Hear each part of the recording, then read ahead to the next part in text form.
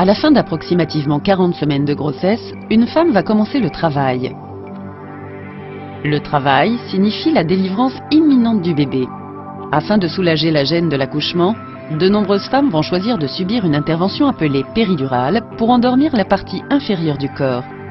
Avant cette intervention, la femme va recevoir par intraveineuse des liquides permettant de maintenir la pression sanguine. Un moniteur fœtal est également placé sur l'abdomen de la femme afin de surveiller le rythme cardiaque du bébé. On demande ensuite à la femme de se coucher sur le côté gauche et de ramener ses genoux vers l'abdomen. Toutefois, cette intervention est parfois réalisée avec la femme assise avec le dos arrondi.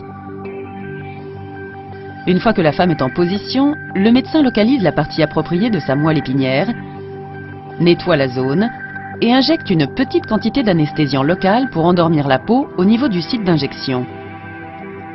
Quelle que soit sa position, la femme doit rester immobile pendant que le médecin insère lentement et précautionneusement une aiguille plutôt grande dans sa colonne vertébrale. Après avoir lentement avancé l'aiguille, on fixe une seringue à son extrémité. Pour que l'intervention soit réussie, il faut que la pointe de l'aiguille soit placée dans un espace se trouvant immédiatement à l'extérieur de la membrane entourant les nerfs rachidiens. Cette membrane s'appelle la dure-mère et c'est pourquoi l'intervention s'appelle une péridurale. Et l'espace s'appelle l'espace péridural. Une fois que l'aiguille a atteint l'espace péridural, une perte de résistance est détectée et le piston libère la solution saline dans l'espace. On détache la seringue et un cathéter mince est vissé par l'aiguille dans l'espace péridural. On administre alors en continu un traitement par ce cathéter, ce qui endort les parties inférieures du corps de la femme et réduit l'inconfort de l'accouchement.